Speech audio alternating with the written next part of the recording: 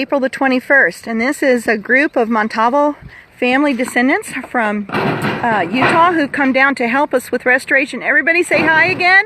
Say hi. There's Alex Ramos from our farm to table market, and here's Eliseli. And what they're doing is they're helping us remove all of the exterior mortar, concrete mortar plaster that was put on in the 1970s. That is what is tearing the house down.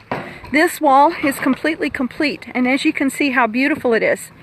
And as we go here, and right over here, you can see this is our recorded Texas historic landmark that we are doing. And you can see how beautiful the exterior walls are. Now this wall here is pretty much ready to go. We can replaster it in what would have been the original plaster. And I'm going to take you around the corner and show you our chimney, which is already done in the plaster.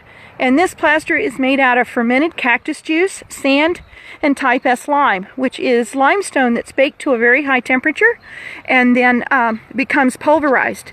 And you see this wall here. Now this is our problem. You can see this wall, all the lathing strips are intact, so we can put the plaster back up, those little cross bands.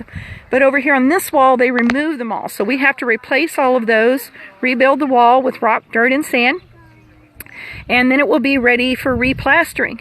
And our biggest challenge is going to be the south wall of the house. This is what all of the walls look like in the beginning. Now this particular wall, they put that concrete mortar up there with what's called metal lathing. And metal lathing is very sharp. It cuts and it's very difficult to get off. So we've had to call and get a specialized tool where we can actually cut into that plaster a little bit in order to peel it off in strips. So this is going to be challenging after lunch. So this is what we're doing today, and we're good to go. So thank you all to the Montalvo family descendants. This is Truman and his daughter who are here. He serves us through Laughlin Air Force Base, and we also have lots of people over here as well, so that have come to help.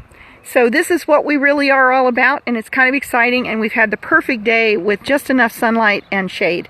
So thanks very much for your interest in what we're doing.